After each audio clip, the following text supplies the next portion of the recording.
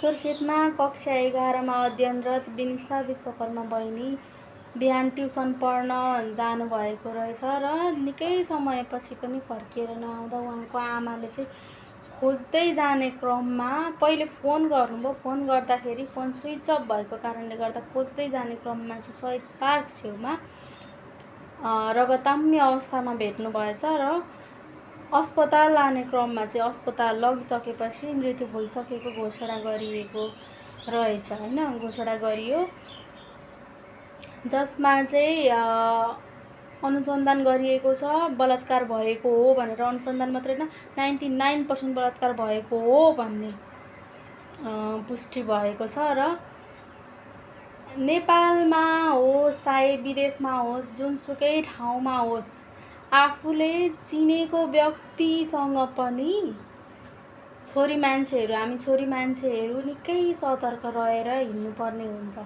हिँड्दा बोल्दा डुल्दा हरेक कुरामा।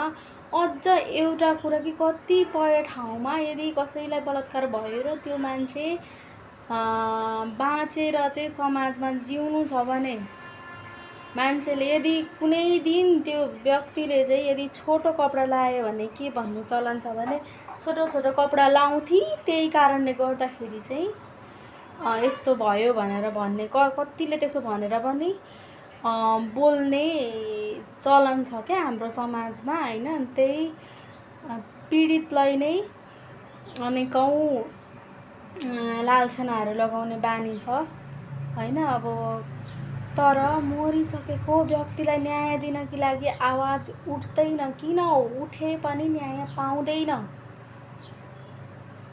र बहिनीलाई न्याय मिलोस्।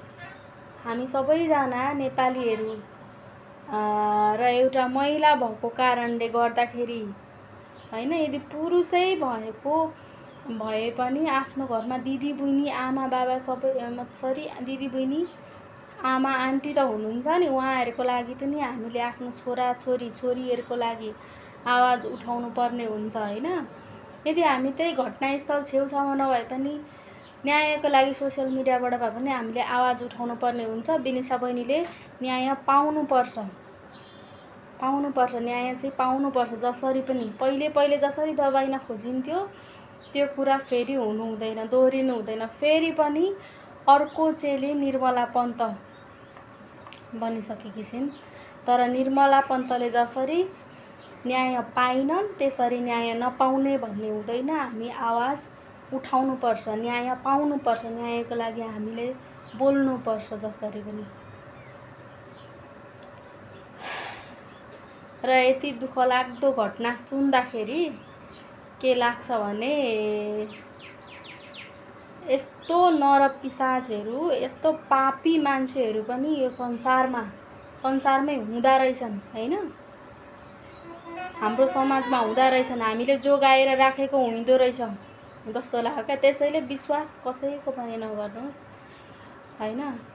यदि कसैले तपाईलाई त्यस्तो तरिकाले हेरेको छ अथवा त्यस्तो तरिकाले चाहिँ सोचिरहेको छ भने आफूले आफ्नो मिल्ने साथीहरूलाई भन्नुहोस्, बरु कमसेकम त्यस्तो हुनबाट बच्नुहोस्, कमसेकम ज्यान जोगिन्छ।